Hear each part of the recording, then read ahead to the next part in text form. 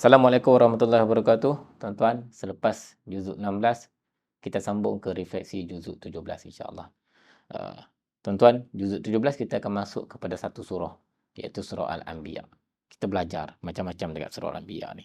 Tapi apakah hubung kait di antara juzuk 16 dan juga juzuk 17? Juzuk 16, kita diajarkan tentang keterbuangan, tentang kita terpisah daripada keramaian. Kita menjadi sangat sendiri.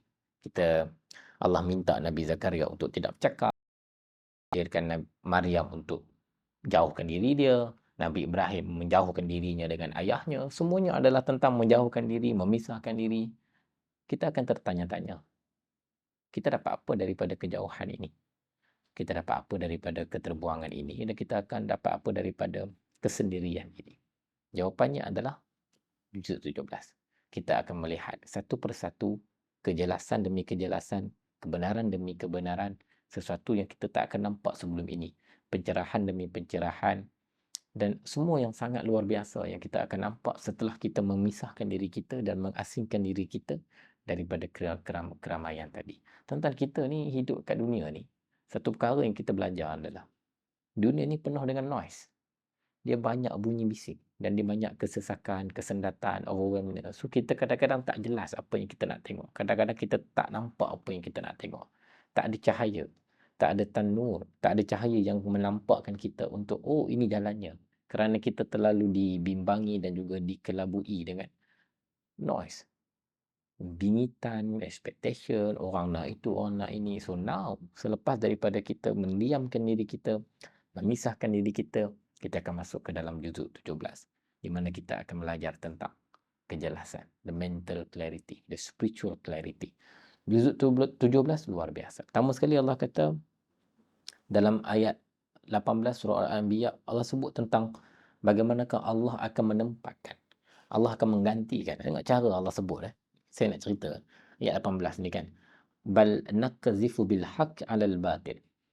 Ini tak ada konteks sebegini, ayat sebegini tak ada dekat juzuk ni, tak ada dekat surah lain. Allah kata Allah akan melemparkan, naqzifu bil haqq 'alal batil. Benda yang kita nampak batil itu, Allah akan melemparkan hak itu, seolah-olah macam Allah akan letakkan hak itu di atas kebatilan itu, maka kamu akan nampak hanyalah kebenaran. Allah kata bal naqzifu bil haqq 'alal batil. Kami akan lemparkan kebenaran itu kepada di atas kebatilan untuk menghancurkannya. Fayad mahuhu, untuk menghancurkannya. Faiza huwa zahid. Lalu di saat itu semua yang batil itu akan lenyap. Bagaimana Allah menggambarkan ini? Selalunya kita akan dengar ayat-ayat tentang kebenaran dan juga kebatilan ni, dia macam ni tau. Kamu akan melihat batil dan juga benar. Di manakah batil dan juga di manakah benar.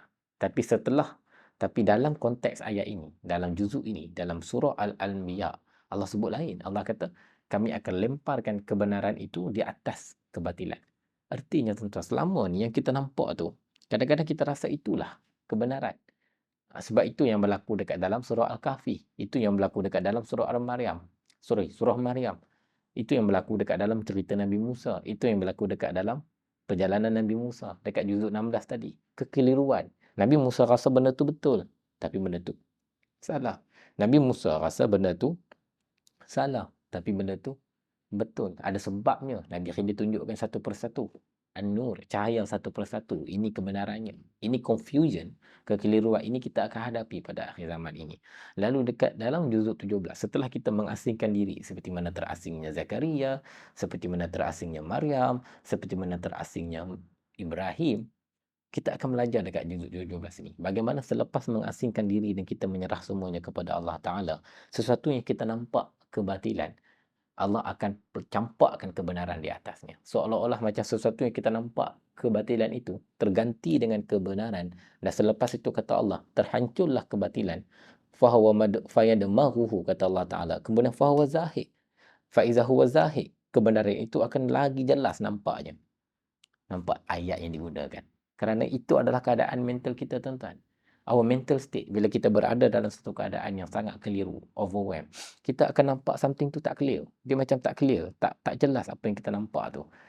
We think that is right, but it's not right. We think that is wrong, but it's not entirely wrong. Kita akan berada dalam imbang ambing yang sangat tak pasti, yang sangat uncertain. Lalu Apa yang kita buat? Kita mengasingkan diri kita. Kita mengasingkan diri kita, kita berdoa kepada Allah Ta'ala, kita tahajud, kita qiyamul lail dan sebagainya. Apa yang Allah akan gantikan dekat dalam kepala kita, dekat dalam spiritual kita? Bal nakzifu bil haq. Segala yang kita nampak, tak nampak tadi, tak jelas tadi tu, uncertain tadi tu, tak pasti tadi tu, Allah akan gantikan ia dengan kebenaran. Kebenaran itu akan menggantikan kebatilan dan kebatilan itu akan hancur. Fa iza huwa zahid. Allah kata, dan kamu akan melihat bagaimanakah satu persatu kebenaran itu akan muncul dan akan terjelma di depan kamu. Itu cerita tentang kejelasan. Kemudian dalam juzuk yang sama kita akan belajar tentang Allah menunjukkan, Allah bagi tahu ya'lamu ma baina aydihim wa ma khalfahum. Daripada mendatangnya kejelasan ini sebab aku yang tahu sebelum, selepas, kiri dan kanan, belakang dan depan. Aku tahu semua tu. So aku bagi kepada kamu. Kemudian kita akan belajar bagaimana Allah menggunakan perkataan-perkataan yang sangat jelas menunjukkan kepada sesuatu. Tuan-tuan, saya jumpa satu perkataan dalam juzuk 17 ni. Fijajan subula. Jalan-jalan yang kamu lalui itu fijajan. Jelas. Kamu akan tengok jalan-jalan itu jelas. Kemudian Allah sebut dekat dalam ayat yang selepas itu kot, tak silap saya. Ya, betul. Wa ja'alna as-samaa'a saqfan mahfuza. Nampak ayat dia. Ini tak ada dekat tempat lain. Allah mempertunjukkan kepada kita langit. Langit itu, bagaimanakah langit itu? Dia buat apa kat langit itu? Langit itu, bumi ini gunung ganak. Wa ja'alna as-samaa'a. Allah menjadikan langit itu atap yang terpelihara. Saqfan. Saqfan ni atap. Kita nampak langit itu bukan hanya sebatas langit. Kita nampak bagaikan satu atap yang mahfuzah. Dia terpelihara, tak perlukan tiang.